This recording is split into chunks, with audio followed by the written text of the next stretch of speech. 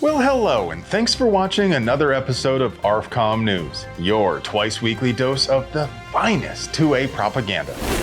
Flint Michigan City Council doesn't exactly have a reputation for making the smartest decisions, but their take on the concept of sensitive places doesn't totally suck. They intend to put up metal detectors for city council meetings, except they don't plan to prevent anyone from entering with a gun if they have a permit and their gun is registered. Now, you good folks know, I don't believe anyone should have to genuflect to the throne of the almighty state just for permission to exercise their fundamental human rights. But on the other hand, this solution is a lot better than just putting up a sign and hoping the bad guys obey it. What do you folks think?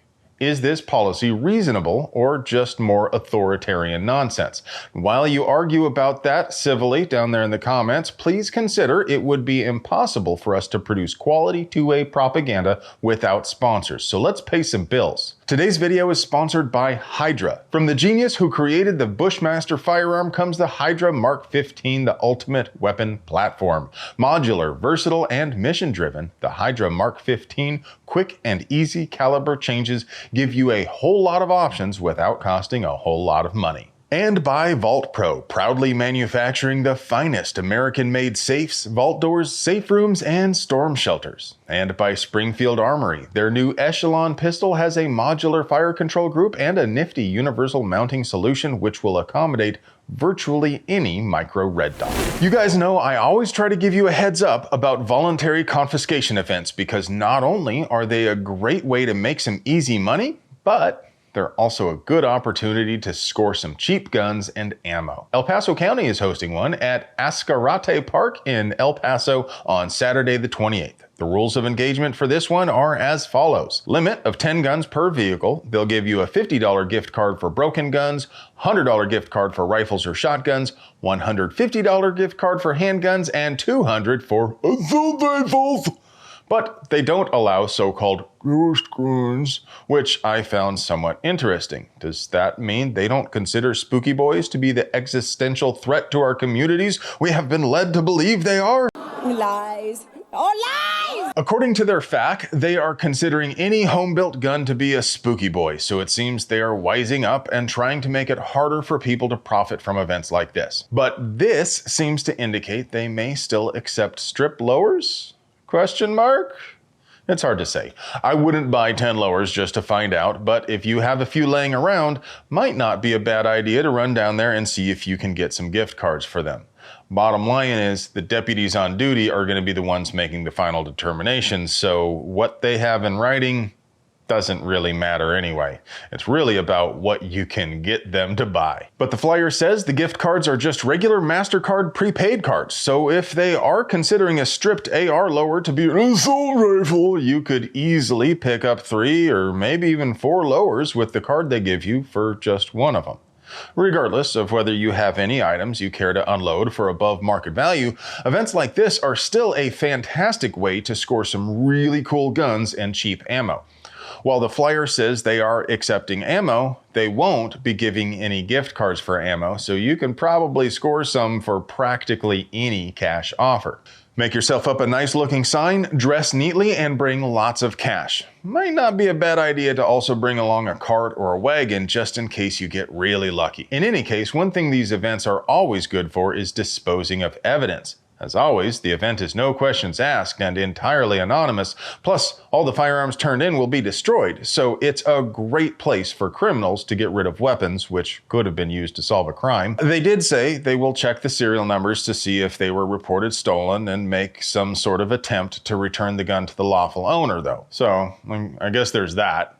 The event will be funded with $300 grand of federal COOF money. If you have any questions, you can call 919-546-2014. So Larry Vickers pleaded guilty to a laundry list of federal nope-nos involving machine guns, mostly centered around violating sanctions against Russia.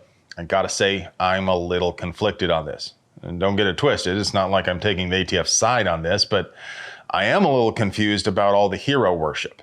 Sure, the Lav is a decorated combat vet, but the fact that he's in hot water for doing something almost none of us could do also rubs me the wrong way.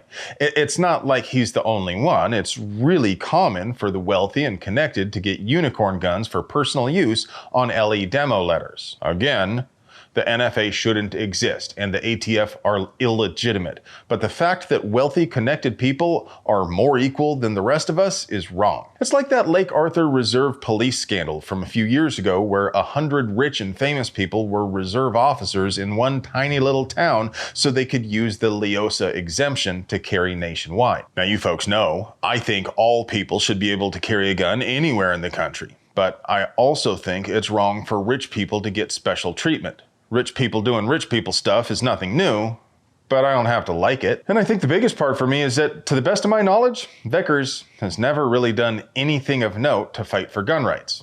Maybe I'm wrong on that part, but if he was a vocal advocate for gun rights, I'd expect to have heard about it. And I have to admit, I'm kind of disappointed he didn't fight the indictment. Granted, to be fair, he can't exactly fight the sanction violation stuff on 2A grounds, but this could have been a chance to take a chunk out of the NFA.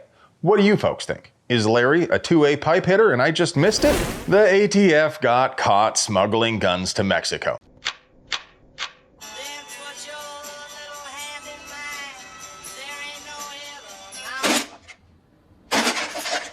Well, this time it doesn't seem to have been a top-down official operation, but it does seem familiar. According to F Troop's own internal memos, ATF investigator Jose Luis Meneses admitted to smuggling guns and gun parts for years through his connections in the Mexican government and his position at the U.S. consulate in Tijuana, which gave him access to a U.S. government vehicle with diplomatic plates, which he used to avoid searches. But when this came to the attention of the ATF, they neglected to perform even the most cursory of investigations. They did not investigate whether he was connected with cartels, trace the GPS on his vehicle, or look into possible co-conspirators in the U.S. They did fire him, but without cause, leaving him a severance package. I really shouldn't have to tell you, this is the sort of thing that people are supposed to get locked up for, not just fired. Maybe ATF has a good reason not to look too deeply into Mexican gun smuggling. What do you guys think?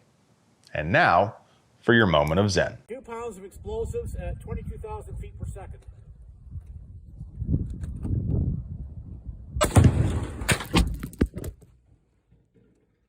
Hey friends, do you like pews and other pew-related things? Would you like to help us keep delivering you pure, uncut American pew propaganda at the low, low price of free fitty? We literally couldn't pay the bills without our sponsors, so do us a solid and get yourself something nice from them. You deserve it. I love you.